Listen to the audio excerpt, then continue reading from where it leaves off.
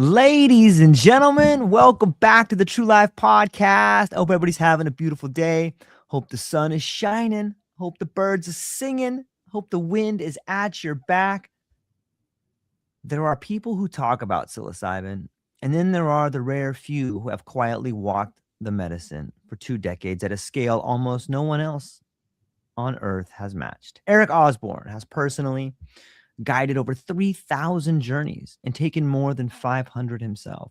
He has cultivated, harvested, facilitated, and held space through every season of this movement. From underground circles to the world's first public psilocybin retreat he founded, MycoMeditations, to co-creating Psanctuary, the psilocybin church that somehow feels both sacred and welcoming the moment you walk in.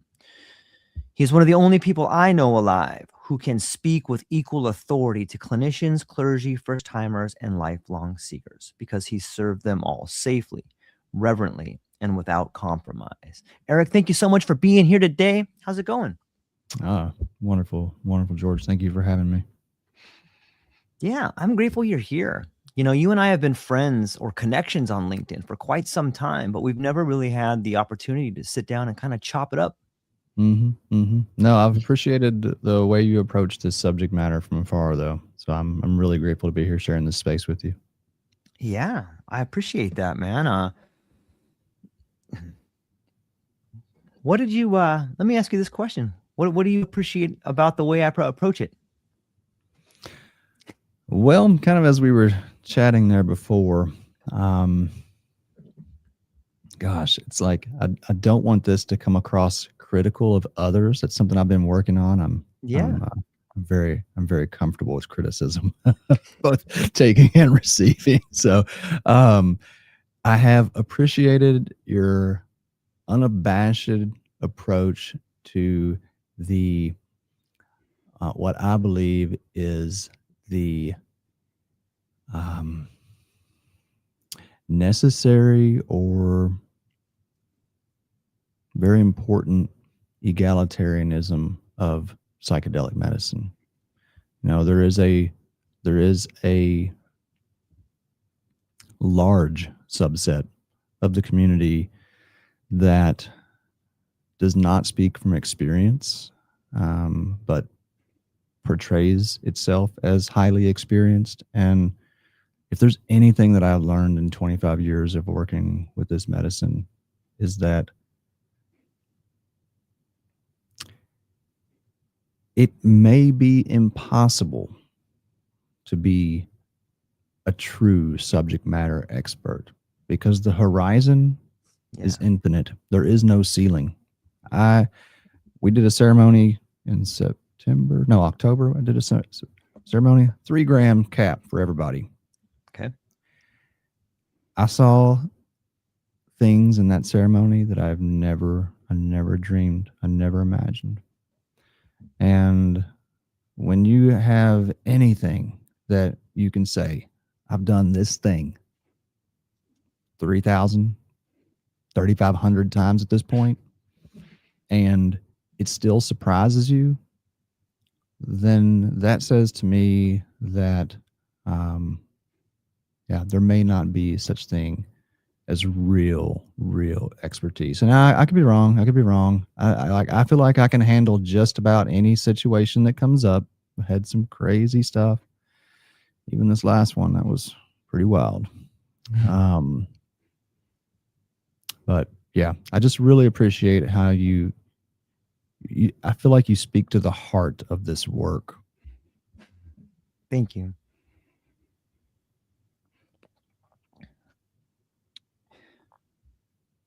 You know, I try to come from my own experience, and I realize that the more medicine work I do, the more experience I have, the more I realize I don't have any answers, man. I just have questions. That's it. That's all I got, you know, and I have more questions. That's it. And sometimes, and I struggle with this, Eric, and maybe I would love to get your thoughts on this. Like, I struggle with judgment because I see some actors in this space and I think to myself, and these are just my own observations. I don't know if they're right. I don't know if they're wrong, but sometimes I feel so passionately about them. I got to speak out. And when I see some of the actors out there, like, it seems to me the goal is to make money, and that is the one. And I want everyone to make money, man. I want everyone to be successful. I want everyone to live a life worth living. And I understand there's real value in teaching people the things you know about. But for me, when it comes to some of these psychedelic, some of the schools and some of the people out there that are giving away this certification, or having people pay for this certification, I don't thoroughly understand it. It's like, what are you certifying people to do? You know, I don't know that a year on a Zoom call, or I don't know that allows you to be sanctioned to do something with someone else. Yeah. And you know, and I just don't understand it. And sometimes I worry that I'm overcritical about it, but I don't get it. And it seems that if the intention is to make money, then you can't have the intention. It has to be one or the other. Like, you can focus on help and make money from that, or you could focus on money and get help from that. But I don't think that those two things can be equal. Is that too critical, or what are your thoughts? I mean, I struggle with this as well. And you know, yeah, of course. one of the, I am so privileged. First and foremost, I want to say, like, I am just some Kentucky boy that started taking mushrooms back in 1999. And I was like, oh, this is the future. Like, I just it was there.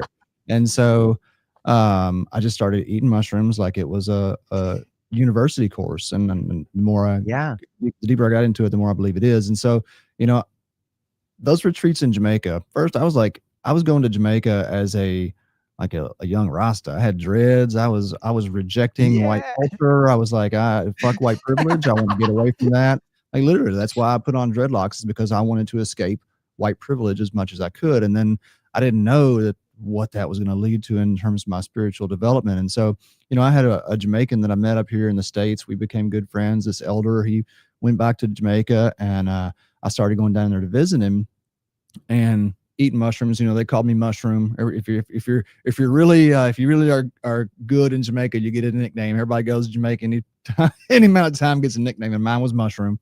And so, like, I realized, it wasn't even that I realized, it was that it was imputed in me when I was working in my lab one night, that mushrooms are unregulated in Jamaica. Someone needs to present this as the spiritual medicine that it is. Back then, in 2011, it was still very much focused on recreational. Yeah. And so I had a number of people who are now very prominent in the psychedelic sphere come and say they wanted to apprentice with me or help start these retreats. And then they really were, you know, kind of studying what I was doing and seeing where they could take it. And so I know for a fact that there are a number of purported leaders in the psychedelic community who, at least in 2015 and 2016, we're years down the road now, but at that time, not only were they inexperienced, but they weren't even taking psychedelics. And I struggled enormously with whether or not I should kind of try to communicate that out. Like, is this my ego? Is this really a harm reduction service to the wider population? Because this medicine, while it is exceedingly safe from a toxicological standpoint, phenomenologically, it is unpredictable like nothing else. Nothing else. Yeah. And so it's been a real struggle with me. And I've had those folks, when I have criticized some of these folks privately and sometimes publicly, they've attacked me. I mean, there have been, there were paid for hit pieces written about me in The Guardian, and Psychedelics Today took down they recorded all these podcasts with me talking about how I was the spirit of the mushroom and how, like, there was nobody that knew mushrooms like me. And then, because of some challenging conversations, they just completely took down all of the media that represented me. And that has significantly impacted my ability to help and to spread this work and to be seen as legitimate. And so, like, it's been really valuable from the sense of, like, really getting to know myself, because it's really forced me to be like, okay, Eric, who are you without all of that. Yeah. And it's been really challenging. So I'm not even in saying the name of that organization. I'm not criticizing them. That's a historical fact. They had their reasons for doing it. And, we both have a different side of the story, and it's all good. I now have gotten to a point where I thank those people, because it has either allowed me to, like I said, see who I am really at my core without the accolades from third party validation. And it has allowed me to not get as swept up in the ego that I might have if I was like some, widely respected great psychedelic leader. Because this work itself, this is something that I had never heard anybody else talk about, but I can speak to from my experience. And I've seen this play out for countless facilitators and space holders, is that it is some of the most ego stroking work you can do. Because you feed somebody some mushrooms, and as long as you keep them physically safe and everything goes, and you can help them process and come through that experience, and they have a positively transformative experience, you're going to be their hero. You're going to be, oh my gosh, you brought me this medicine, you did. And even without the any kind of media hype, like it's one of the greatest lessons I learned from mistakes that I made was starting to think that I was something. Oh, I'm a great space holder. I'm a great facilitator. I must be a shaman, right? Yeah. Like, shut that shit down, because it'll just.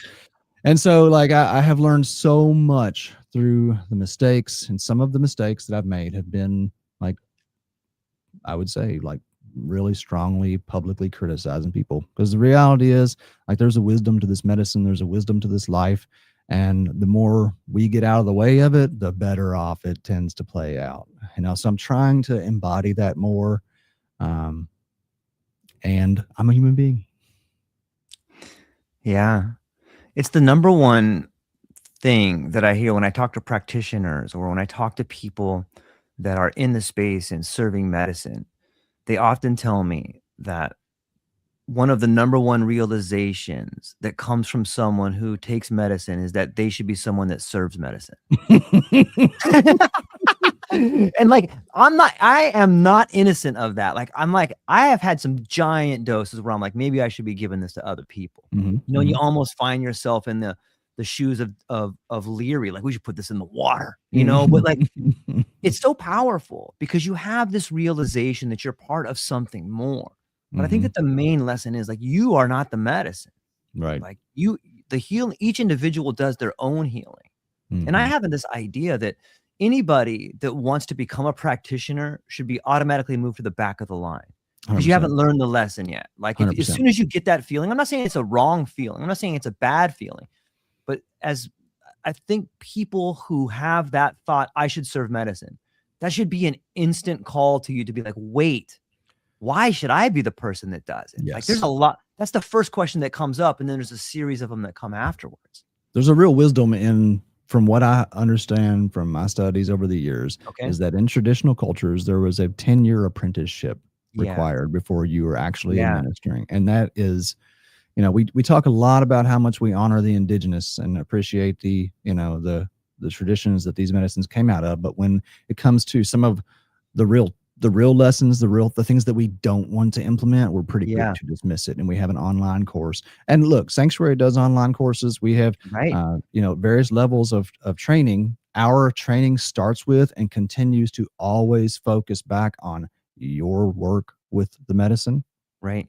You are first and foremost, like, you are here to heal yourself. And if you gain any healing, then slowly bring that out into the world around you. But it's a tricky thing that we're dealing with here. There's no doubt about it. And we are so young in this. Like, we're as much as we think we're so wise as a species and culturally, but we are so infantile, particularly with this medicine. When you look at cultures that had worked with these mushrooms for thousands of years,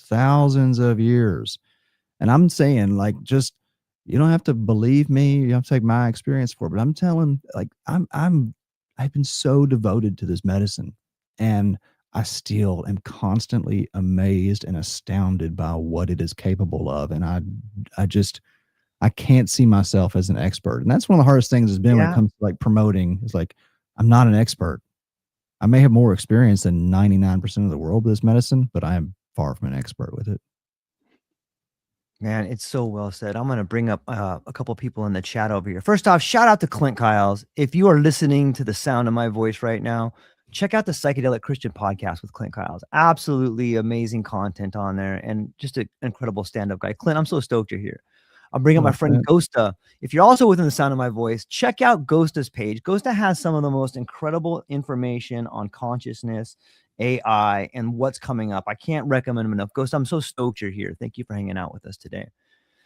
Eric, it brings up for me this idea of value, because if you want to be in the world of psychedelics, of course, who doesn't want to find a way to make a living in the world of psychedelics? And there's real value in providing courses. There's real value in getting to hold ceremonies. There's real value in getting to help others experience the best versions of themselves or a connection to something bigger than there. But how do you, and as someone as you have found a way to do this, you're really good at it, and you have helped so many people for so long. You've even given up your freedom for this. So I'm wondering, maybe you could speak to the idea of how is it that we find value in doing something we love if our love is in psychedelics? Well, for me currently, it is in the community building. This Okay. is another.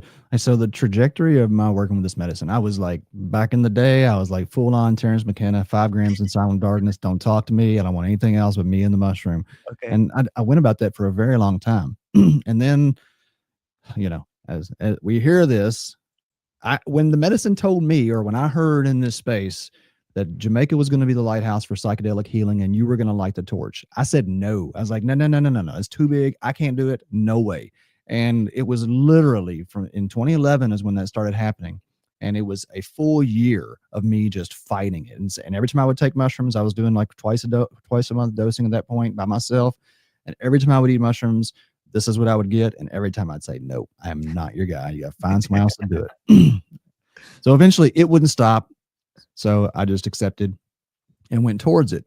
And when I did that and I started feeding mushrooms to, random strangers from around the world, I went into it with the belief that quiet, take your mushrooms, just quiet, darkness, quiet, mushrooms, you and the mushroom, and that's it.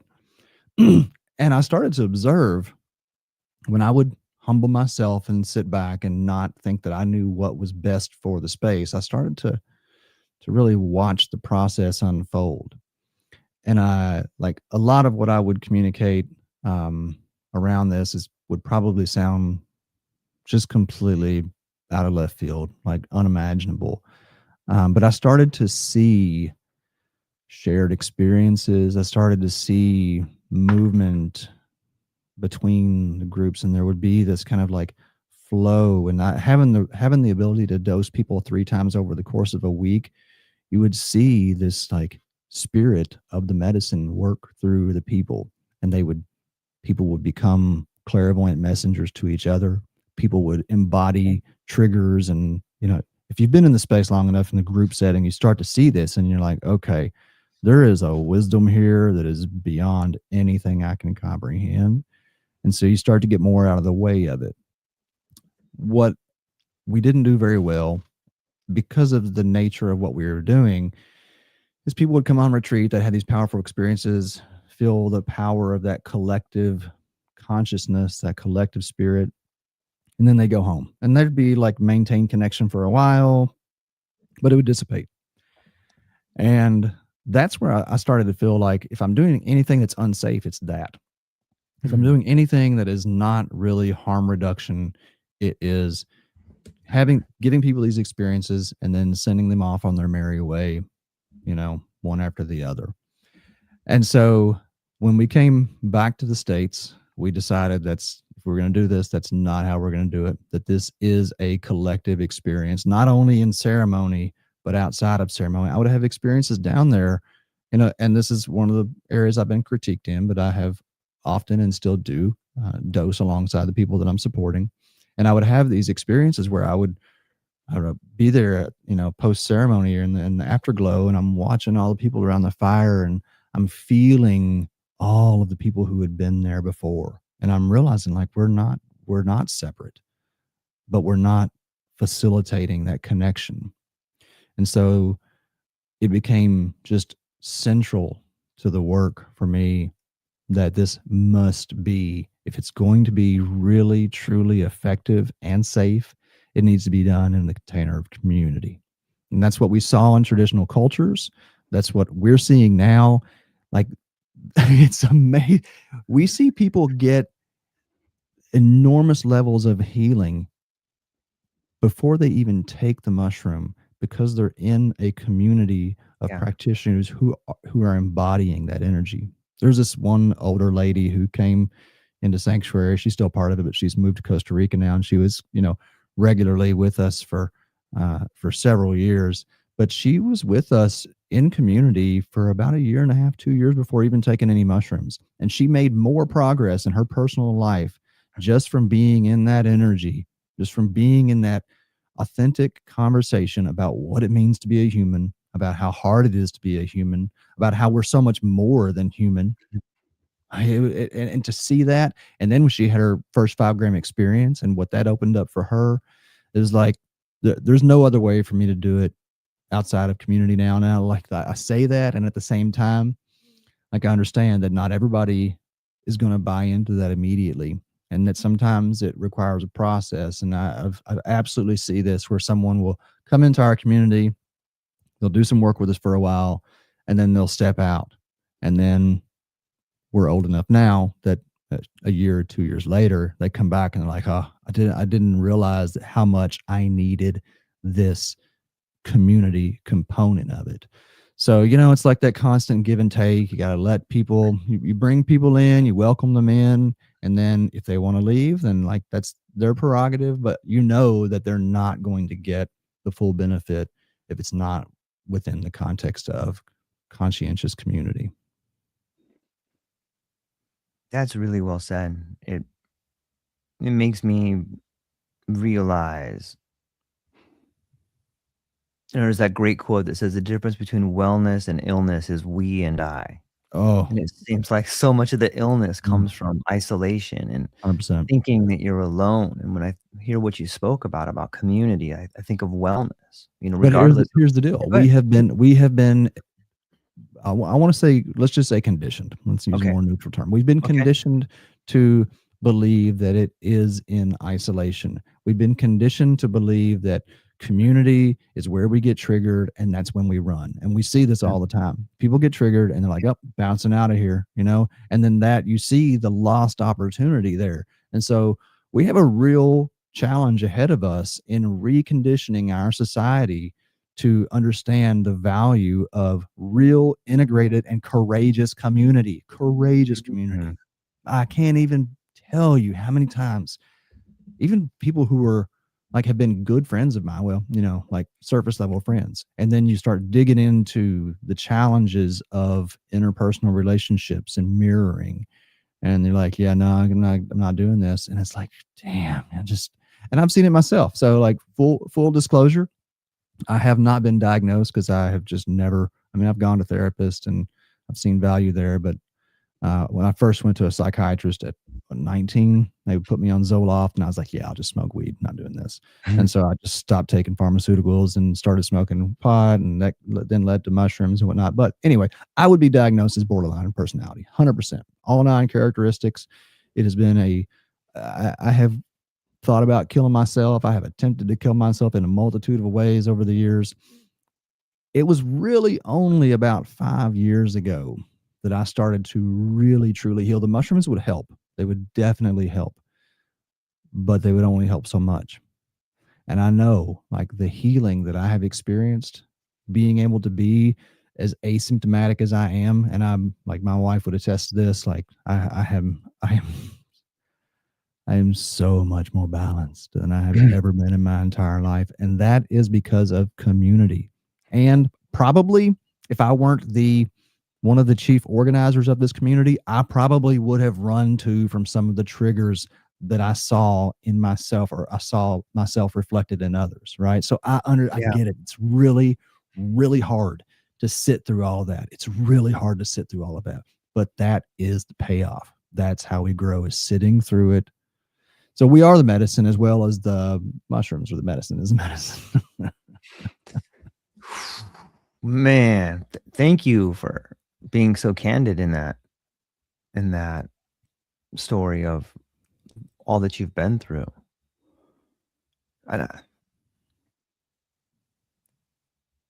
I had therapists in Jamaica that straight up said, borderline personality are the only people I will not work with. They are straight up crazy. They are unsalvageable. And so Whoa. it wasn't until it was like the last year I was in Jamaica, because I would like, as long as I'm working and taking care of other people, I'm fine.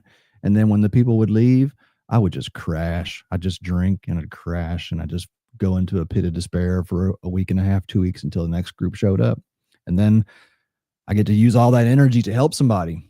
But I didn't, like, now that I understand, like, that I am like massive empath. I am Mm, constantly soaking up the energy yeah. and the information and the field around me. And like, that's a whole, what I Yeah. could share. And I feel like we would not have space for it here, but what I feel like I could share within the psychedelic community about understanding of the energetic function. And there's probably people that know more about this than me, for sure.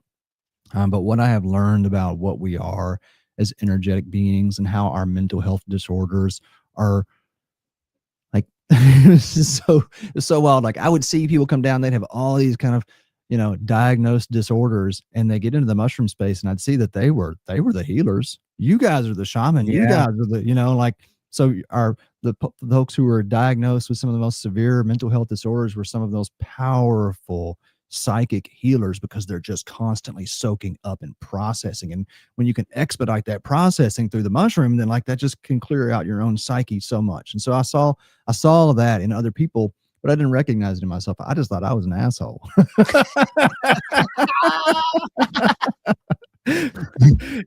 And so like it wasn't, when I heard that, I didn't even know what borderline personality was. Not raised as, I'm not, obviously not a mental health professional.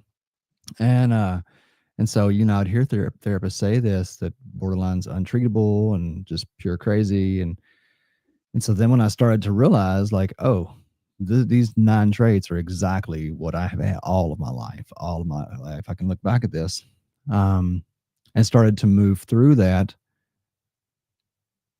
It brought the realization of how important it is to communicate out there to the people who are suffering the most, that you are some of the most powerful people on this planet. It is absolutely this, whatever diagnosis, this neurodivergency that I have, that has Mm, allowed me to be the effective space holder that I am. And now that I have community where I can better integrate and understand and share my experience, then I'm so much healthier than I ever imagined I would be. So I just cannot overstate how crucial a courageous, conscious community is to our real lasting growth with these medicines. And that is why they were always a communal experience. The shaman was not your therapist. You didn't go sit in their clinical mm, office and put on your eye shades and have a curated experience. You went yeah. in and you confronted the fucking demons. You dealt with whatever came up, and you had people around you who were going to love you afterwards. So we got a lot to learn. We got a lot to learn here in this space, and I feel so privileged. That's what I want to communicate more than anything. I feel so privileged that I never took my own life. That I did have the reflections that I did and the challenges that I did, that have helped me become who I am, because it's what allows me to help more people. Man, I think so many people in this space, especially with a lot of the mutual people that both you and I know, like, I bet you the majority of people have seen suicide up close, or they have seen the depths of despair of which they do not know how to process. And what do you do with that information when you're close to it? Like, how do you process it? There's no giving your authority away to an expert that can tell you how to fix it, because only you as an individual can thoroughly understand how to process it for yourself. Mm. And I Mhm. feel like, probably through good intentions, we have developed these sort of professions of expertise that help people out. But it seems that we have outgrown it. I feel like we have outgrown this idea that you Mm. can go and sit in an office and become a subject object relationship and have someone dictate to you the problems with your life. And a lot of not all therapy is like that. A lot of the Mhm. therapists, some Gestalt or some different kinds of therapy, actually focus on the individual to get them to realize their own issues and solve it. That seems to be the best way to do it. But for me, psychedelics has been a way for me, much like yourself, to figure out on my own.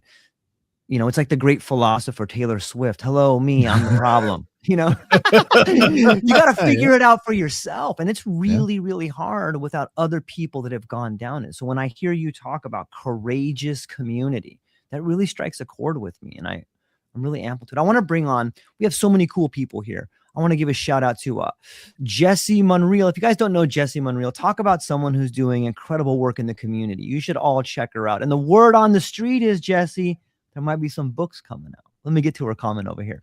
She says, "This is so crazy to me that anyone would think that they could or should serve, facilitate after one or two uses. I found myself the opposite. I didn't have the thought right away at all. And when I did even begin to consider it, I feel like it's more likely I may never feel ready enough. It's Mm. such a huge responsibility, and there are so many variables you could never be prepared for fully, especially if you jump the gun. I would be so afraid to cause harm or ruin medicine in someone." When I think about this, Eric, I think that we're doing it, in my opinion, and who am I to say what's right or wrong? But I think that the current model of certification is wrong. I think that there should be something more of like the trades do. Like you should have 2,000 hours under Mhm. the Mhm. influence of something, or maybe 10,000 hours to become a master or something like that. But Yeah. to really understand the terrain, you have to be on the trail. Mhm. Maybe you Mhm. could speak to what Jesse's saying, or the idea that maybe there's a better way to become a facilitator. You had already mentioned the idea of apprenticing, but I think the 2,000-hour mark seems to be like something people could look at for real knowledge. What are your thoughts? I don't think there's any way around it. I think you have to have time in the space, and not Yeah, just as an administrator of the medicine of of it, a course. consumer. You have to. And Yes. that's where, so when I was, instructed, as I reflect on it, to start those retreats, I devoted myself to every new moon and every full moon for the entire year of 2012 to five or more grams in complete isolation out in the woods. I would go out in the woods, I would have me and a fire, and I would take 5 to 10 grams of mushrooms. And I had some of the most terrifying experiences. Yeah. And my entire thinking behind that, or reasoning behind that, was I have to have a better breadth of knowledge of the experience. Even then, like, I had been taking mushrooms since 1999 devotedly, and that was 2012. And I was like, I don't know this thing. Yeah. I can't give this to other people. And Yeah. even still, like, there's, I feel so blessed to have gotten through. And I recognize that there have been spiritual elements, spiritual support that has helped me. I could tell many, many stories about how that was evidenced. Um, within Sanctuary, this has been one of the growing challenges that we face. I mean, right now we're operating without our own property. We lease a property where we do ceremonies from, and that limits our accessibility to an extent. Yeah. But like, when I training people in Jamaica, like, it would take me probably working with folks, like, I felt like it was like 10 or 15 retreats of 3 doses per retreat before I really started to feel comfortable with them. And even then, like, it's been extremely hard for me to hand off ceremony to other people, because I'm responsible for those people that I put in charge of a Yeah. ceremony. Yeah. So I don't think there's any way around it. It has to be hours on the clock, both as a facilitator and a consumer, or within the experience itself. And even still, I'm telling you, I fed 3 grams. I fed everybody 3 grams. I was like, this is the easiest day ever. I'm just sitting there hanging out by the fire, like, okay, easy day.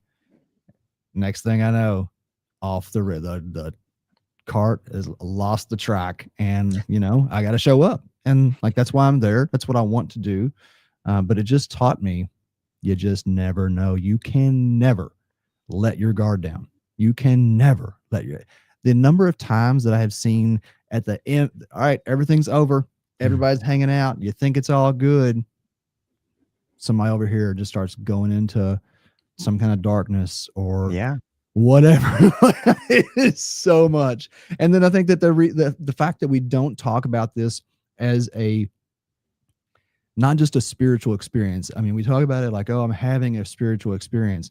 We're interfacing with another world. We are interfacing with intelligences and energies in dimensions that we cannot see. And it took me a long time. I'm a very science grounded person. Like I did not want to believe in any of that stuff. And I have seen way too plainly now that we are absolutely interfacing with one or more other dimensions.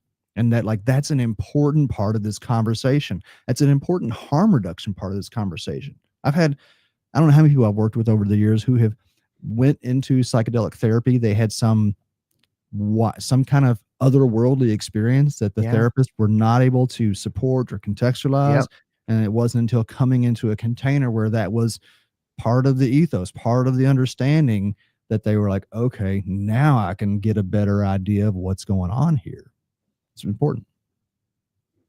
Yeah. Someone can only take you as far as they've gone. Mm-hmm. And there's so many different things that can happen in that space. And, I know my good friend Matt Zeman wrote a book called Psychedelics for Everyone. And he would be the first person to say, wait a minute, it's not for everyone, but I think there's space for everyone to be around it, but it really is. Even that, this is something that I've been recently trying to communicate a little bit more out when I have the opportunity. I've had 3 times. There have been 3 times I can easily describe the entire what happened, where 3 people who did not take any psychedelics whatsoever were pushed into a schizophrenic break by being around people on psychedelics. There is an energy exchange. One of them ended up in it was the craziest week of my life. I ended up having to take this lady to a psych ward. I mean, we had to chase her down. She tried to set a house on fire. She was naked on top of a roof. It was, and she didn't eat any mushrooms. She never took a mushroom one, but I didn't know. I wasn't informed. She didn't inform the people that she joined. Right. She joined to be a support person. This person joined to be a co-facilitator, was a trusted friend of 15 years. Did not tell anyone that when they were, 14, 15 years old, they had a psychotic break. Maybe not, would it have changed my mind about them coming? Probably not. But I saw after the first ceremony, and said, this person's getting ready to have a psychotic break. I'm like, oh no, watch, we'll see. And within 3-4 hours, it was fully cracking.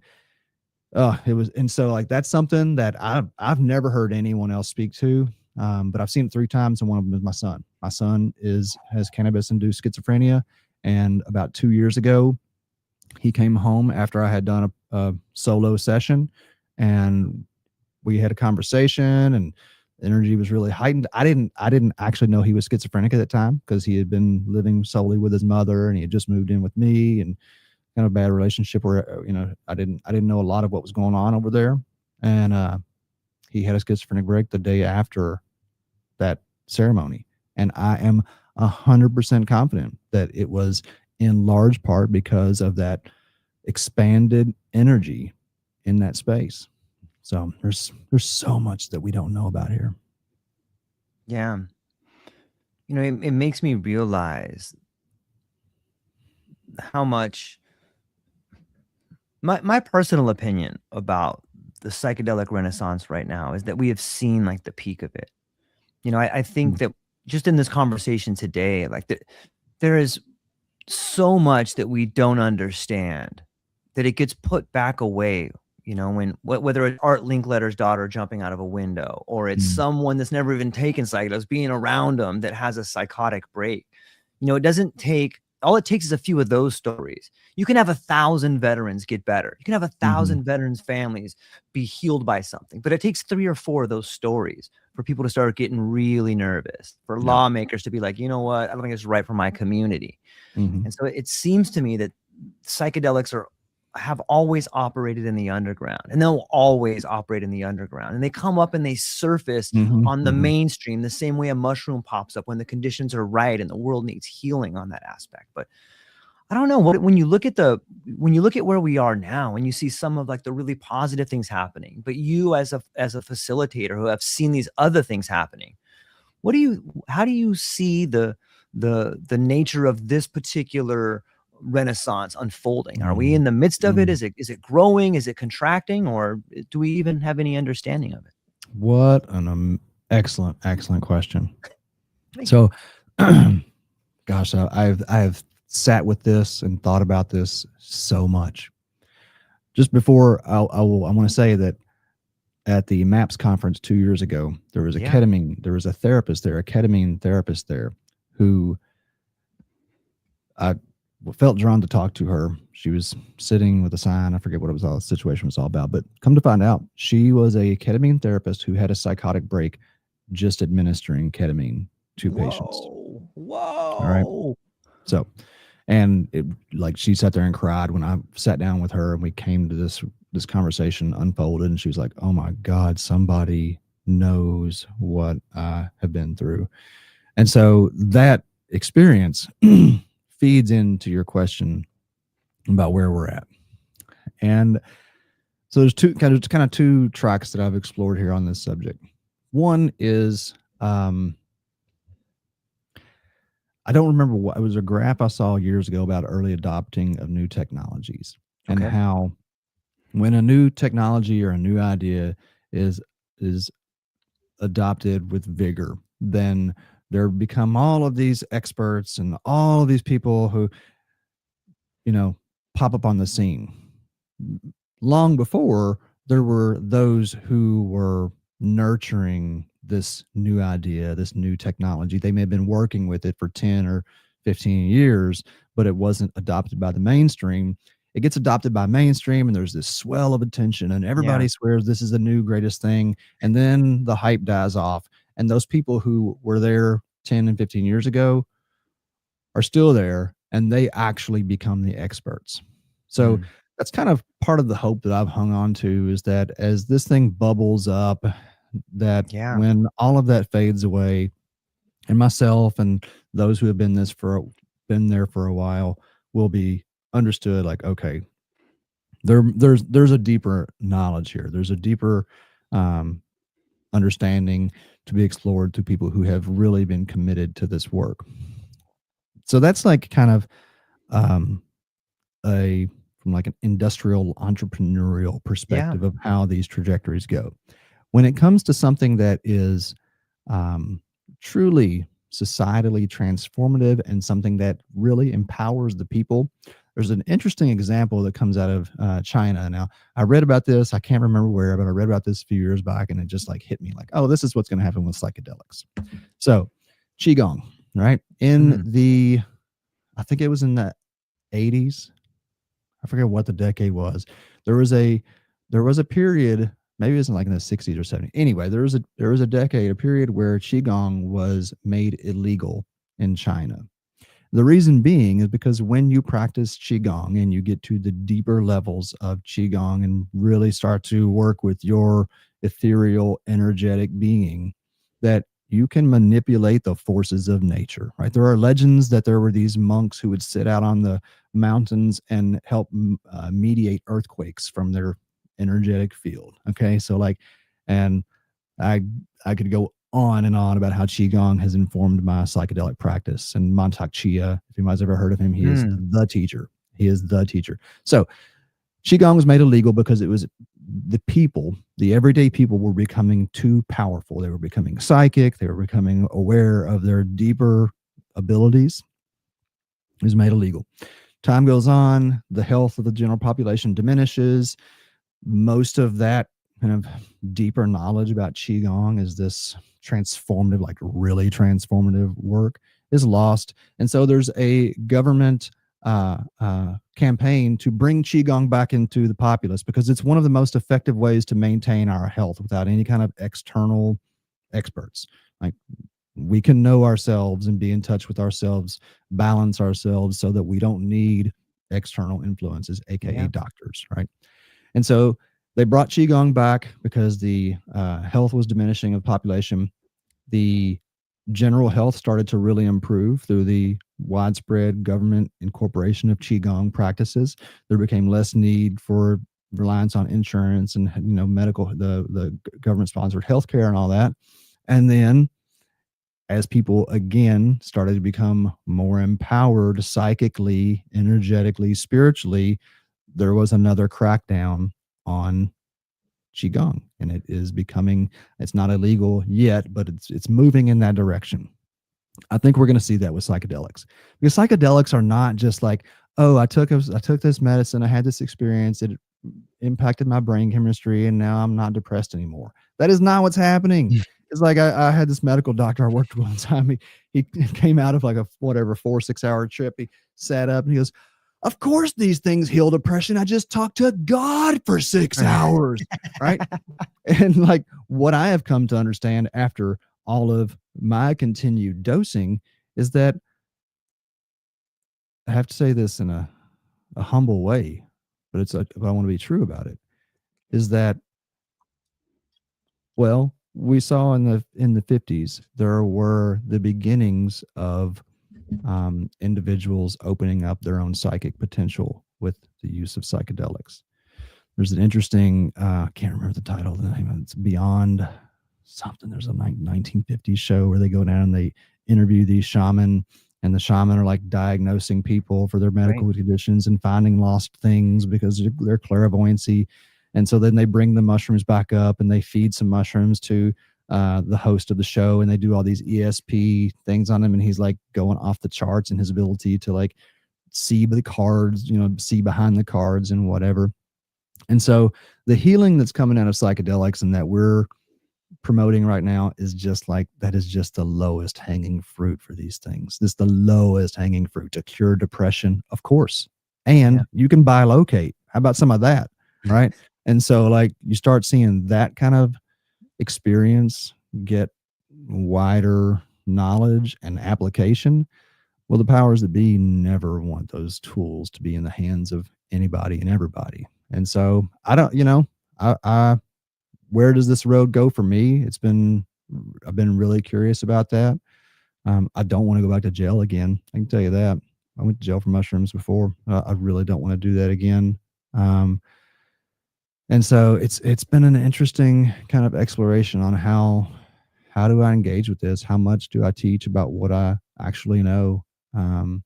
But suffice it to say that they are much more than just mental health marvels. They are an access point to our infinite self, and that is infinite in possibility and ability.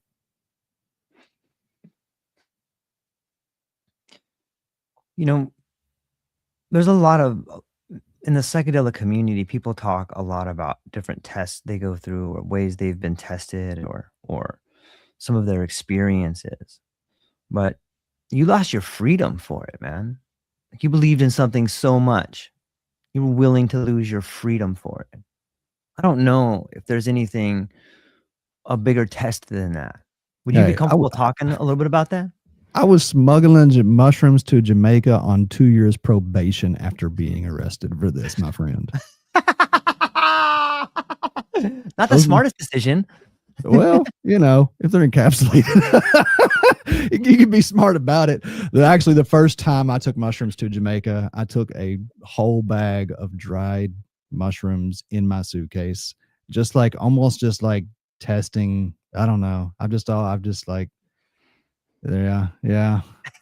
I am not recommending that. I'm not recommending that to anybody, but I was. That is a bad idea. That is a horrible idea. Well, back then it was very different back then. Okay. What year was that? 2013 is when I did the first retreat. November of 2013 was the first retreat. And I took down a pound of mushrooms with a pound of shiitake and oyster. I had a mushroom farm, right? So I was growing a bunch of edibles, and I took down a bunch of fresh mushrooms, and I took a dried pound. And, here's the deal. Like, once you get out of the States, then like Jamaicans at that time anyway, they didn't care about mushrooms coming in. Now, now it's a very different scenario. Thanks to, and I felt an array of things over that. My hope and my intention at that time was like to Maria Sabina was a huge inspiration to me. I'm still a big picture of Maria Sabina on my wall over here. And like, I wanted to bring back the spiritual respect to the mushroom that I felt like was missing. And I wanted to help out Jamaica. I've been going to Jamaica as a lover of the culture for 10 years before I started the retreats. I wanted to bring money to that island. I hired Jamaicans out the wazoo. And then now I've seen like what happens when like now there's like how many foreign companies down there running retreats and how much that money is actually staying on the island. And so, I've felt, a lot of different things about how that all went. But, as far as the arrest goes, I mean, this is also speaks powerfully to the harm reduction component.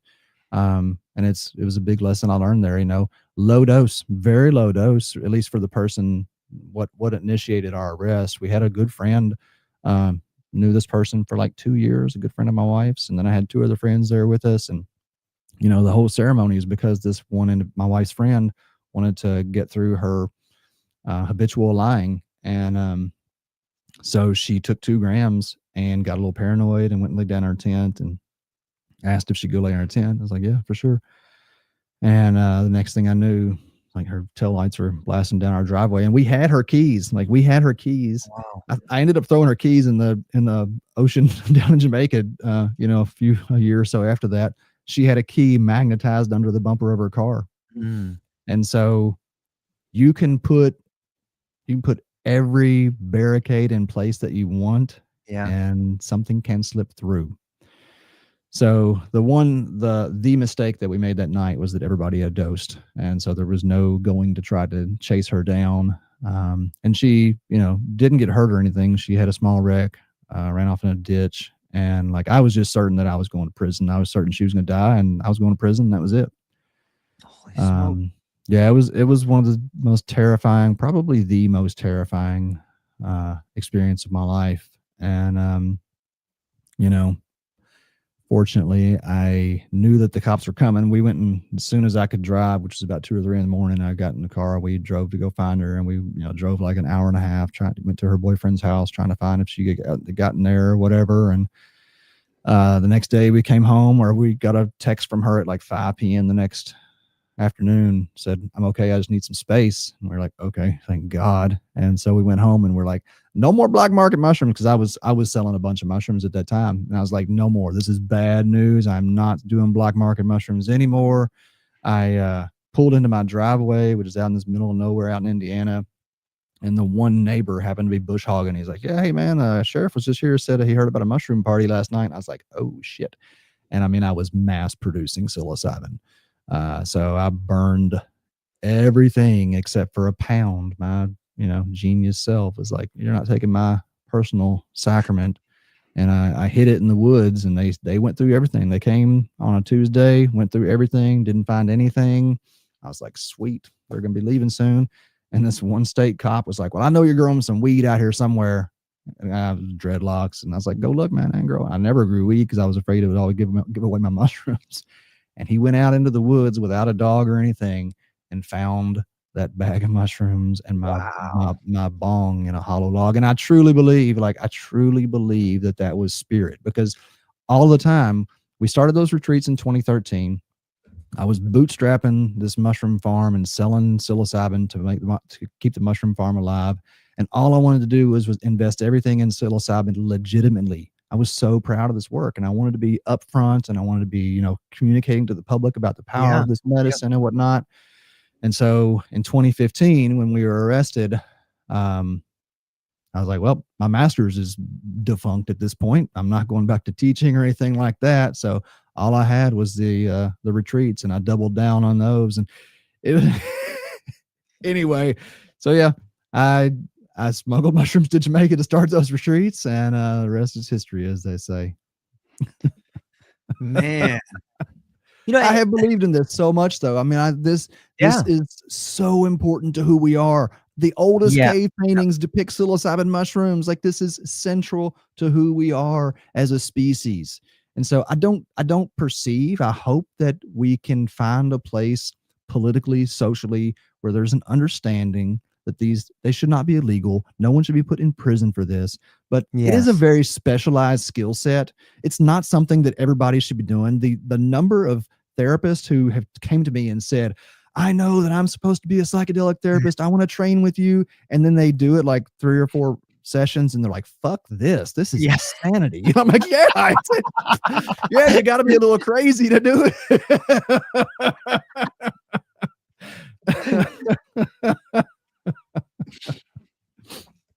Wow.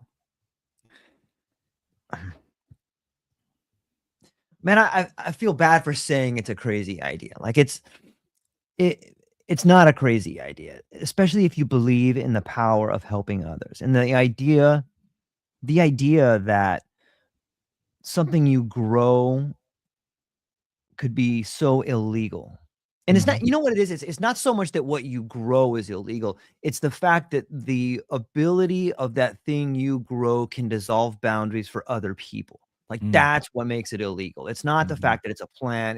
It's the fact that, hey, this can fundamentally change the way people operate in reality. mhm, And that's what's so dangerous about it. It mhm. fundamentally dissolves boundaries for people. And like maybe that gets us back to that idea of some people need those guardrails in place. In fact, For sure. probably the way for us to function as a society, they people need those guardrails. They need the identities. They need the paycheck. Mhm. They need these things in order to operate. And when you start pulling those guardrails down, it's like, you know what? Maybe the last 25 years working as a truck driver were all bullshit. I just ruined my life. Like these sort of realizations that happen after a high dose journey, be it on any psychedelic, they're Mhm, really destabilizing, not just to mhm, the individual, but the family, the community, and the whole authority structure at large. Maybe that's what happened in the 60s, and maybe that's what people are afraid of now. When you pan back and you look at the modern day scientists that are bringing people in with eye shades and very careful with all the words they use, and mhm. we're only going to measure these certain variables. I It can doesn't have to be understand. that, though. Go I ahead. don't think it has to be that way. I don't think it Okay. has to be that Okay. way. I mean, we have millennia of cultures who have exemplified this, This right? is true. And Yes. within those cultures, the vast majority of people would consume psychedelics periodically, Right. very periodically, Right. right? And so it's just like anytime you Prevalent. outlaw something, then you're going to highlight it and people are going to want to do it more. And so Right. yeah, of course, when you unleash psychedelics on a culture that where you've been told that this is like the most dangerous thing on the planet, and then Yep. you take it and you're like, oh my God, everything is love. Like, what the fuck's dangerous about this? And then you start taking it and taking it and taking it and taking it. And the vast majority of people, if they live in that space for very long, they do forget about everything else. They Yeah. forget about, oh, you got to water the plants, you got to feed the dog, you got to take your kids to school. I mean, that can Yeah. really happen. So Yes. if we that's my sincere hope, is that this modern resurgence will do it in a tempered way. And so that's I have been like pretty critical of the dry clinical approach, and yet maybe that is what will allow us to approach it this time in a more balanced way so that it can be more sustainable. Does that make sense? Yeah, it does make sense. And there's lots of evidence in the indigenous world to show the way in which it's done. Hmm. I think it makes a lot of sense. Uh, And can the biggest part of that we're missing is that this is a spiritual metaphysical work, that there is an ecosystem of intelligences out there that we are in cooperation with. And high sciences are starting to express that, quantum sciences, or we're starting to find folks who are saying, oh yeah, I mean, do most people know that NASA was founded by a bunch of occultists who were talking to whatever you want to call them, interdimensionals? Like that's reality. And so it's this like segmentation, this polarization, that there's like an us versus them, or a this way versus that way. And I think that's the real, it's, I don't want to say the danger. It's the thing that we do need to be the most cautious with around psychedelics, is that boundary that ultimately comes down reminds us that everything is exactly like it should be. And so that can dissuade like effective change. You just start to just like, okay, well, everything's like it should be. You just kind of accept things as they are. And we have this, like, it's the push and pull that we have to have. We have to desire and be motivated towards change, and we have to accept everything is just as it should be. And so as long as those two things can stay in balance, it's like we were talking about this money thing before we hopped on the call, Yeah. and something it just hit me the other night. All right. So, uh, like a twin engine jet. If I am a twin engine jet, and I have been functioning 90% on my spiritual engine for the last 46 years, which is the truth. I have been 90%, just like I live in the spirit world. I am not paying attention to the material, monetary world. Yeah. Well, I'm just going in a circle. I'm just going in a One circle. And if same way, if all I'm focusing on is the material aspect of the world, it's just you spin in the other direction. And so for us to have real forward movement, we have to have that balance of the two. And so there is a way to work with psychedelics in a balanced way. Probably like 5%, maybe, I don't know what the percentage, but a very small percentage of the people are going to be like lifelong space holders. Really, I have wondered, I'm sorry, I'm kind of getting a little bit of a rant here, No, but it's like I have wondered, how have I not completely gone off the rails after taking mushrooms as many times as I have? And I think it's because I have this, like, what is classified as a mental illness, but is really a spiritual power.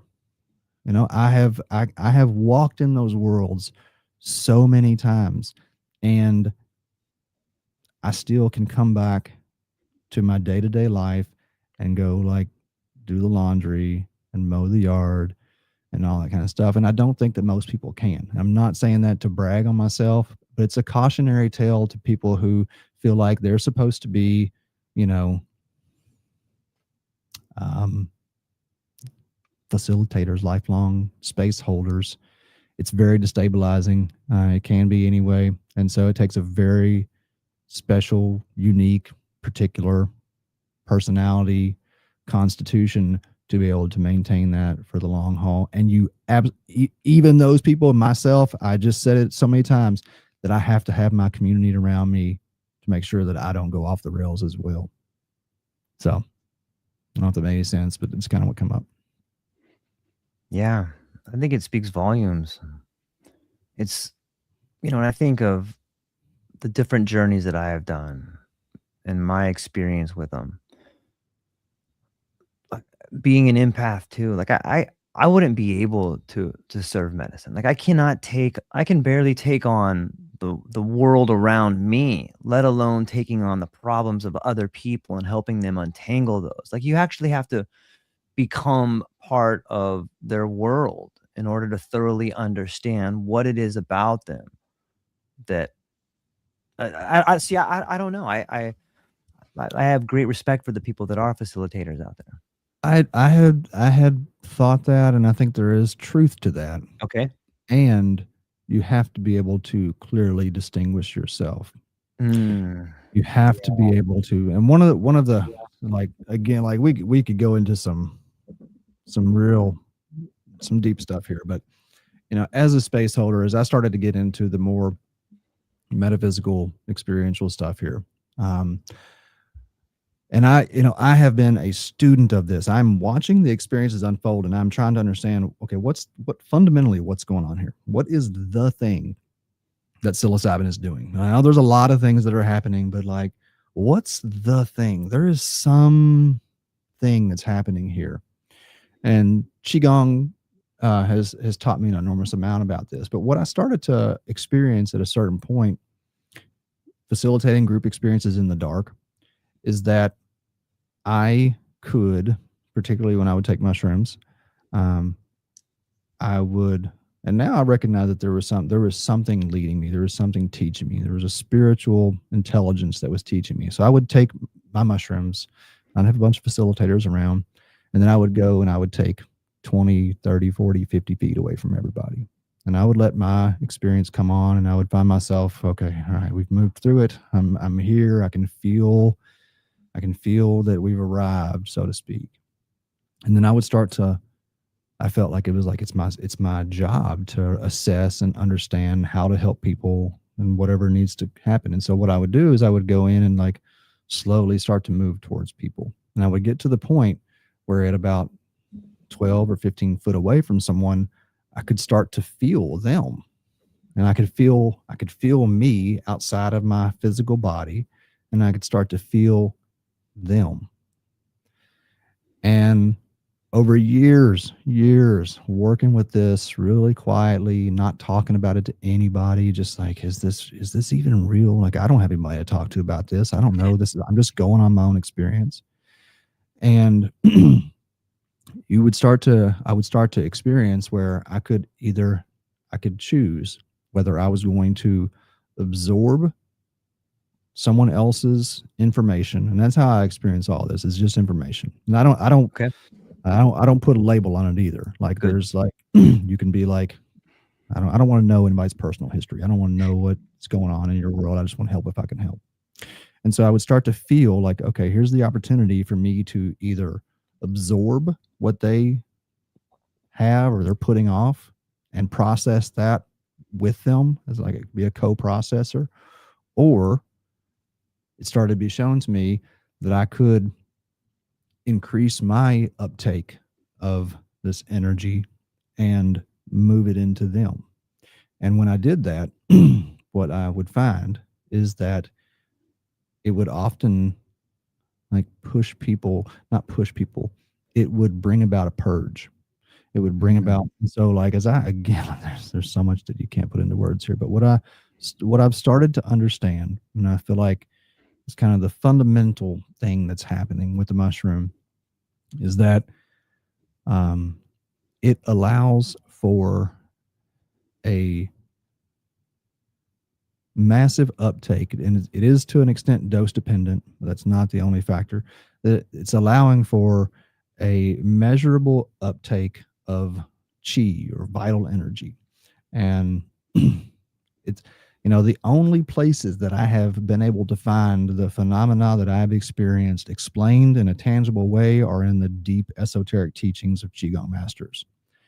And that's what they describe, is when you are doing Qigong healing and you're welling your being up with this vital energy, then you have the opportunity to either use that magnetism of this energy that you have built to like pull in the energy of others and help in processing. Like, the first place it started showing up is I would find myself getting nauseous around somebody when they would be, I'd be like, why am I feeling? I'm feeling so nauseous. And then the person beside me would be like, oh, Eric, I feel so nauseous. And I'd just like, I'm like, huh. And I'd walk away and I would lose that feeling of nausea. And then I would go back over and it would just hit me in the stomach again. And there became this point where I could like focus in on that, and I would find myself purging. And then, like, not infrequently, those people would just say, oh God, thank you, Eric, thank you. And I was like, oh shit, I really am purging off I'm helping to co-process their trauma or their energy, this information, and I'm purging it out. And I found that to be like, there's historical precedent for that within the shamanic cultures. And I found that to be detrimental to myself. Yeah. It was the Qigong that I learned that where we could build up our energy such that we could then share it with others. And then when we share it with others and their vessel becomes full, then they will then purge out. And the same thing would happen. People would say, oh my God, thank you. Like, I'll never forget this one lady I was working with. She was like, God, there's so many things.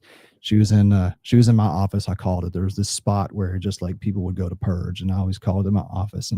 And she was over there, And I was probably 15 feet away from her, and I'm just watching her, and she's just like got her back to me.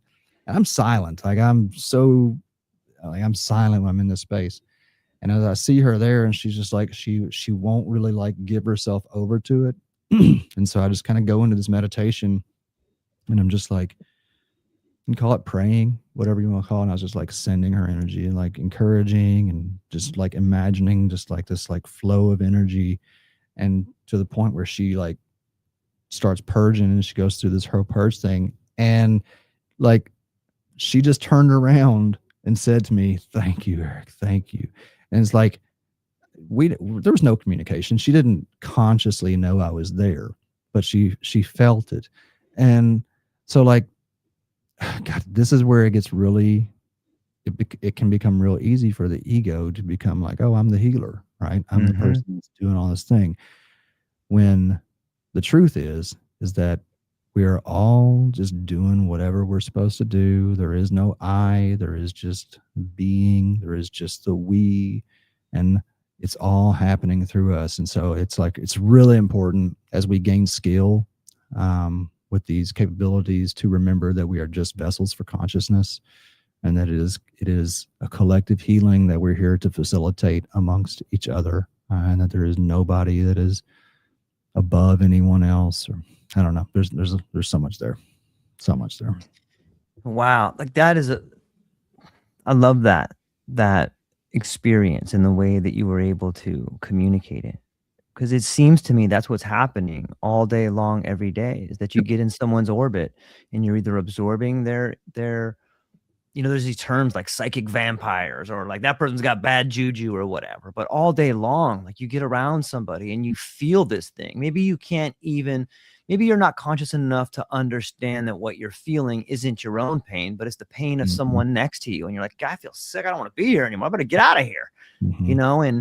And the people that maybe, and we probably all, I know that I've definitely given off those vibes when I'm scared, or when I'm in fear, or just sometimes probably I don't even know why, but it is that felt presence of the other that we're aware of, that's not communicatable in language, but you feel it. And what you described is this ability to be conscious of it, and to not only be conscious of it, but to manipulate it, or send it, or give it, or receive it. Like that's next level, man. Well, that's what I think we all have these abilities, and we have to be mindful of when we've overextended ourselves. And that's something that I have greatly pulled back from, because I saw the potential ego trap of it. It is extremely taxing. Yeah, I mean, it's something that I still, I engage, but now the thing about the retreat situation is that this is a schedule. You got 15 people coming in every 2 weeks. You got this thing you got to do. And now with the church, I go when I'm called. It's not a scheduled thing, and I am learning much more how to just like, for one, and fully empower people to be their own healer, and also not feel like there's a need to rush the healing. Like, it'll happen. It'll happen. If there's a situation that I can tell like this, okay, I am being called to be of service in this way right now, I'll step up. But I did it way too much. And so yeah, there is so much that I have yet to unpack from all of those experiences down there. Yeah. I'm gonna bring some people in over here that have some. They're going back a little bit further into our conversation. I don't want to get too far ahead. Let me bring up my friend Ghosta. Ghosta, thank you so much for being here. Again, if you're listening to my conversation and you're on LinkedIn, check out Ghosta. I believe he's speaking to the story about the woman in which drove off in the car. And he says, no, Eric, you can see through the veil. That makes your ego very fragile and prone to fracture. The community gives you structure. Any thoughts on that one there? Love that. Yeah, I think that's really powerful. Douglas Harrison. Everybody check out Douglas Harrison. Incredible individual. Douglas, thank you so much for being here. He says, can't rehab what has never habituated is where that comes from in the psychedelic paradigm. Hmm. Clint Kyles, the great Clint Kyles, check out the Psychedelic Christian podcast. He says, there are many parallels in this conversation to Christian religious leadership. Many a young man has found God and decides he's now a pastor without spending the time and effort necessary to don such a mantle. These people often cause harm and trauma. Well said, Clint. I think that speaks volumes of where we're at in the psychedelic movement now. Ghosta, yep. Then she saw it, the inverted world. Weed is the holy spice. It lifts the veil. No, and the peak isn't yet to come. My friend Charla, everybody check out Charla. She's doing some incredible work on AI and consciousness. Charla, I'm so grateful you're here. She says it needs to be taught and guided, not just made readily available without being guided. A lot of truth to that. Douglas, back to my friend Douglas Harrison. He says Western culture paradigm of comfort. And then he comes back with another one over. He says, perfect as it is, you're killing my cool sounding scientific sound bites about dose and receptors and shit. Douglas. Yeah, I know he's cool. He's one of our outstanding members of Psanctuary. He brings some incredible wisdom into our conversations. I just want to express my massive love and respect to him. Absolutely. My friend Charla over here. You have to be able to hold your own energy independently of others while fully holding theirs. That's well put, Charla. And I think I know for myself, I can do more work. And I feel like I'm trying to always be conscious of the energy I hold and what I'm responsible of. And I think that speaks to the idea of responsibility. The great Mark Young, everybody check out the Lewis Foundation. Talk about incredible content. Mark Young is always at the forefront of it, and his foundation, the Lewis Foundation, is doing quite a bit of it. This is shadow work, he says. Charla coming back again. She says, everyone's energy has a unique frequency, just like your fingerprints. When you experience someone's energy, even subconsciously, there is a knowing of who, even when the conscious mind doesn't instantly comprehend it. Mark Young putting some links over there. And then I have my friend Rachel Armstrong. What's up, Rachel? Thank you for being here. She says, hi there, Mr. Eric. Hey, Rachel. So I also have some comments coming in from the chat over on the Discord over here. This one comes to us from Taos, New Mexico. It says, Eric, when you've guided thousands of journeys, what still surprises you inside the mushroom? It's unpredictability. Its ability to surprise and wonder. That is it.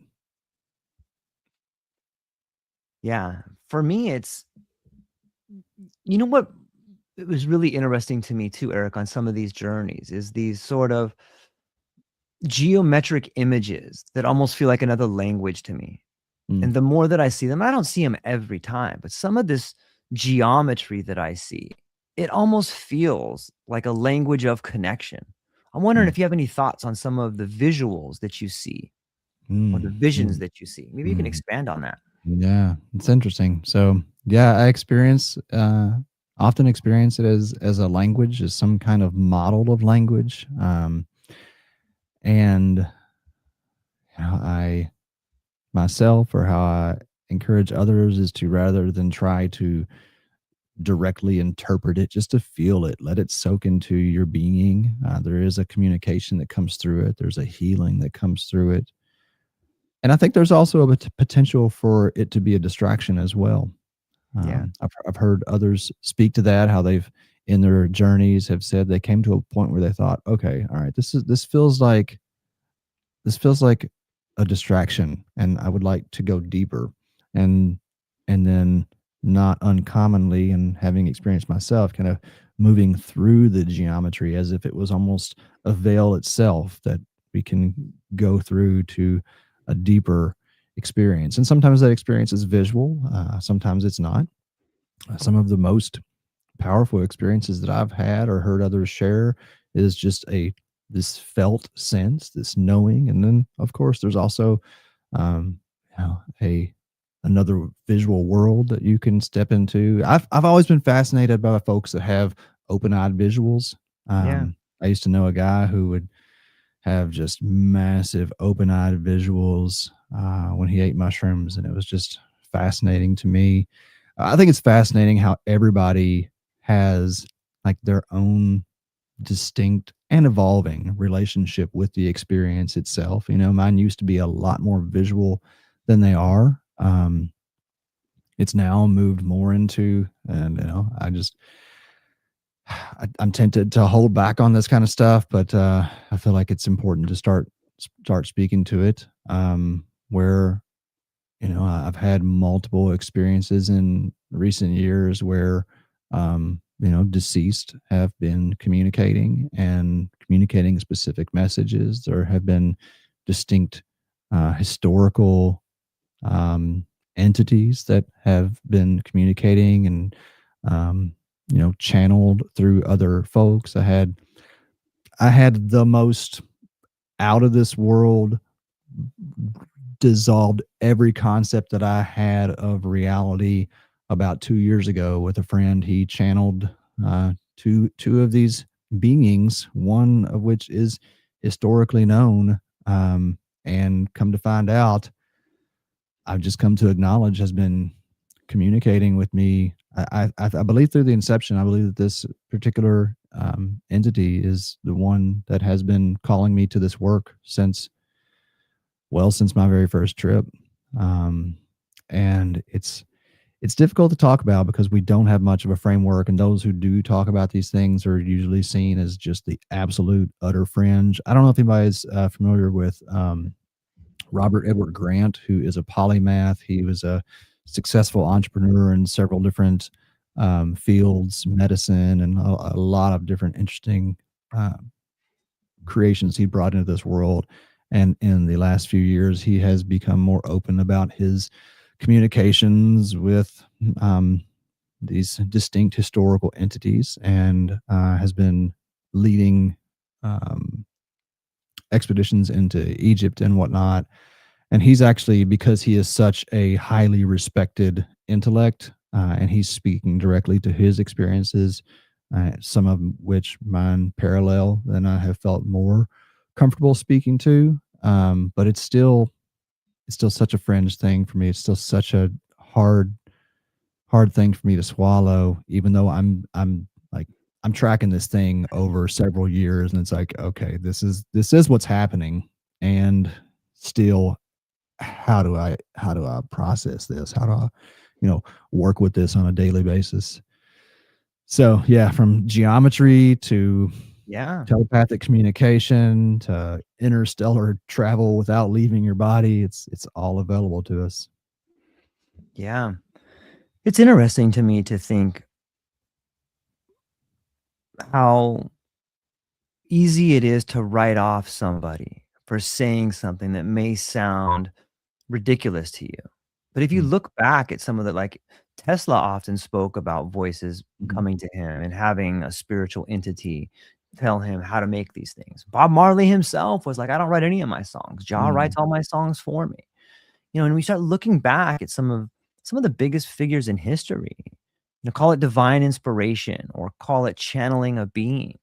It doesn't sound silly to me at all. Like it Mhm. sounds to me as if you are in contact or you are surrounded by an intelligence that's indescribable that wants to get your attention.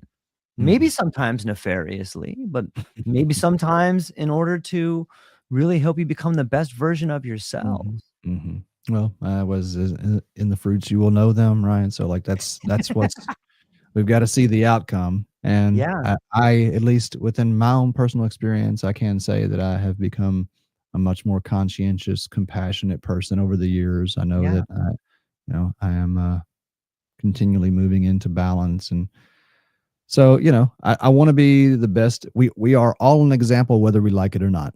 I just want yeah, to be the best example that I can be, and I want to live the most fulfilled, adventurous, exciting life.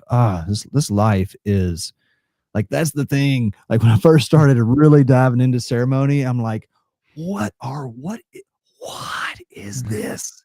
Like, I look at people and I see all these layers and I see all these abilities, and I'm like, oh my God, what we just thought we're like monkeys. Like, we're not, this is not a meat suit. This is not just a meat suit. This is a magical time machine. Like, So yeah, and just to enjoy it as much as we can and give praise to the creator. Like that's something I'm really, I have held back. I grew up in a very dogmatic Catholic Okay. family, and I ran the other direction for a very long time. And I can look back at my life and, from these, like I said, these distinct entities that are in communication, the ancestors that I've had communication Yeah. with, that I know, at least in my ontology, there is a prime mover. There is there is something behind consciousness, and we can't get behind consciousness to know what that is that's behind consciousness, but there's something, in my experience, that's behind consciousness, that's just like generating and generative of all this. Have you read Thomas Campbell, the My Big Toe, Big Theory of Everything? He's a nuclear physicist who went to work for the Monroe Institute and started getting involved in all kinds of like psychic phenomena. And then he has written this just, I don't know, 1,000-page treatise on consciousness and the virtual reality machine. He's a fascinating mind to explore this concept of God in uh, an advanced scientific model. It's really important to me anyway that there is like evidence, there's science. Like Yeah. I do kind of like, poo on science a little bit, or at least scientism that has this Mm, it turns science into a religion, right? right. Like the COVID vaccine or whatever it is. Sorry, I don't want to ruffle any feathers, but like nobody fucking knows. Science doesn't know. That's the premise of science, is that we're always trying to prove ourselves wrong because we don't know.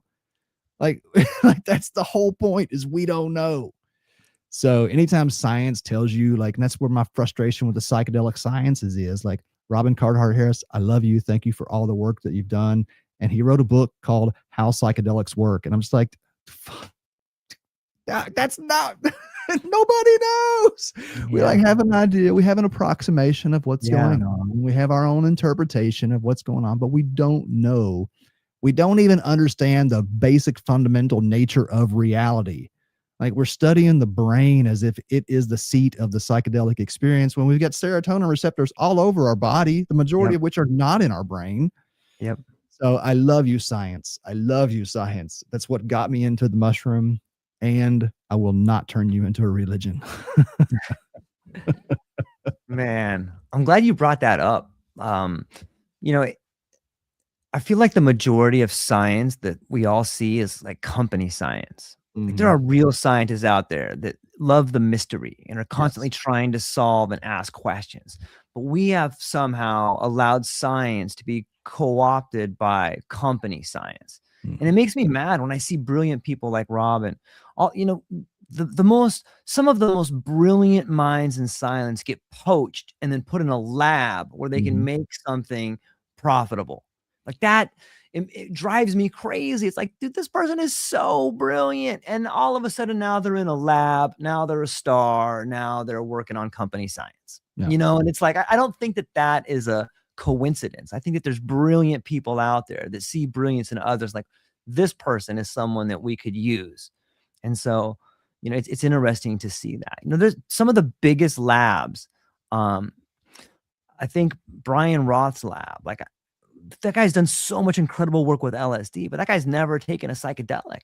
That blows my mind to think about. Like some of the people with the biggest possible budgets have never done psychedelics. Like how can those Yeah. two things, Eric, how can those two things coexist? And I I don't don't want to take understand anything it. away from the guy. The guy's brilliant and Yeah. I'm so stoked he's doing what he's doing, but you've never done psychedelics? Like, isn't Mhm. that a giant chunk of part of the problem?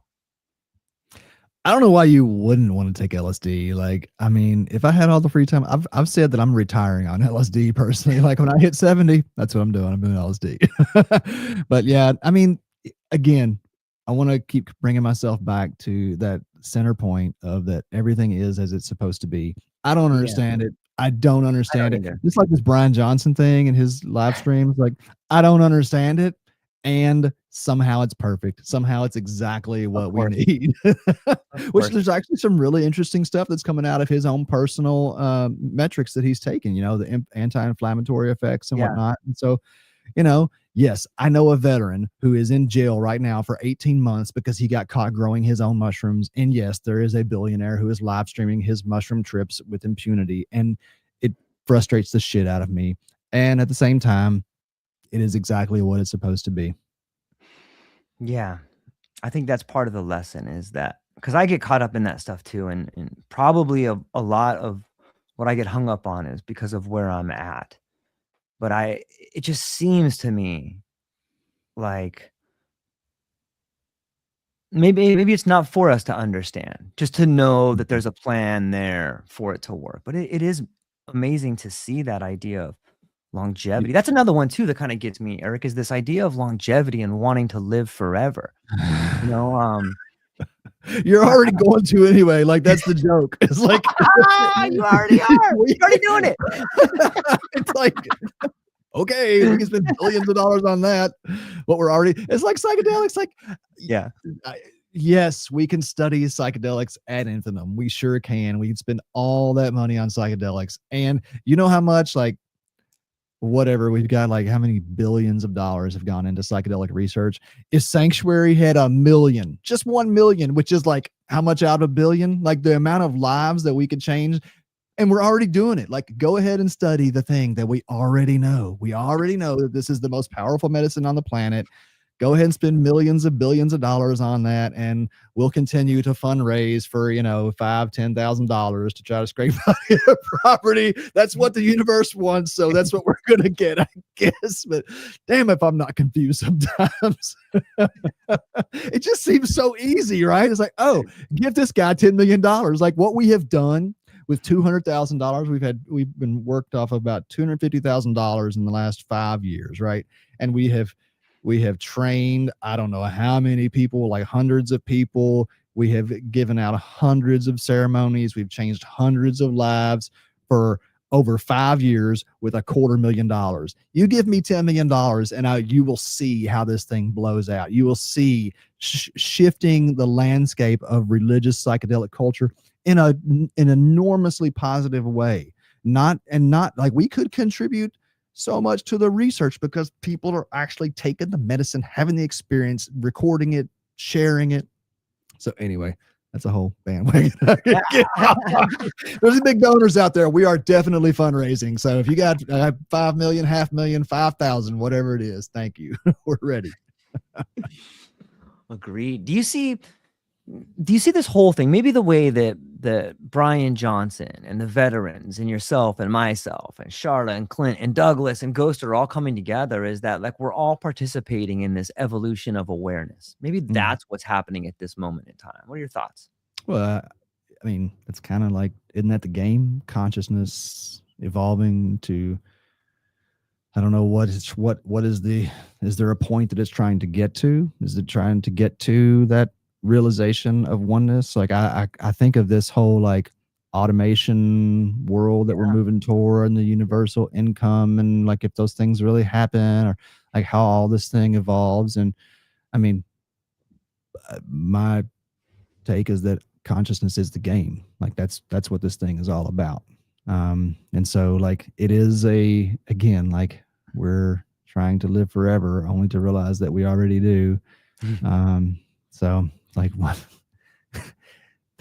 God, this thing of awareness of our awareness, or the lack of awareness of our awareness, or becoming aware of our lack of awareness. And it's this constantly, like, cycling.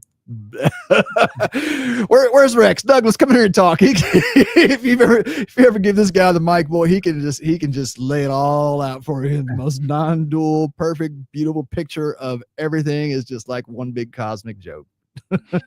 Yeah, it's so true. It's so amazing. Eric Osborne, I am having a fascinating time, man. I'm so grateful to get to hang out with you today and spend some time learning about what you're going on, about the journey. And wanted to kick it back to you, and was hopeful that you could tell people what you got coming up, what you're excited about, and where people can find you. Yeah, check out psanctuary.org. You see the site there on the screen. We are launching for the first time. Our trainings are going to be in an on-demand format as far as the presentation material, but then what we have that's really exciting are the live calls that we do. I don't even know, like 6 times a month. We have various different live calls that we do for folks who are doing their own work. They want to bring in their experiences and share them and unpack them. And the best way that we learn is to become the teacher, right? And so that's what I want to give people the opportunity to do, is to come in and share their mistakes, share their successes. We have ceremonies. I think we got like 7 ceremonies right now planned for next year. And we have people from all around the country come in for those. And so those are great opportunities for people to connect. But, really what we're most excited about is through our nationwide trainings and calls and communications and relationship and community building, is seeing more and more pockets of people who are under the Psanctuary umbrella for protection. Not like, we're not trying to like be the McDonald's of mushrooms by any means. We love seeing the little pocket communities that are developing, having their own culture and having their own kind of ways of being. We have a general code of ethics that we want people to abide by, which is basically just be nice, be cool to each other, accept everybody as long as they're peace loving, as long as they're not violent. And like, everybody should come in under the same roof and be able to have conversation and explore what this game of consciousness is. So we've got communities in Maine, we've got communities in Florida, we've got communities in Ohio and Indiana, and here I'm in Kentucky. We've got some stuff happening around Seattle. So, if you come into our virtual world, then hopefully you'll connect to our physical communities around the country and find support just to explore yourself, be more of yourself, and help to contribute to this evolution of consciousness. It's so well said. Ladies and gentlemen, if you're within the sound of my voice, check out psanctuary.org. If you're watching this right now, there's a cool QR code on the screen right now. You can just scan it and you can go right there and check it out. Reach out to Eric Osborne yourself. And of course, to Ghosta, Charla, Douglas, Clint Kiles, Desiree, everybody else, Rachel Armstrong, Mark Young. Thank you all so much for being here today. I hope everyone has a beautiful day, and hang on briefly afterwards. Eric, to everybody else, I hope you have a wonderful day. That's all we got. Aloha.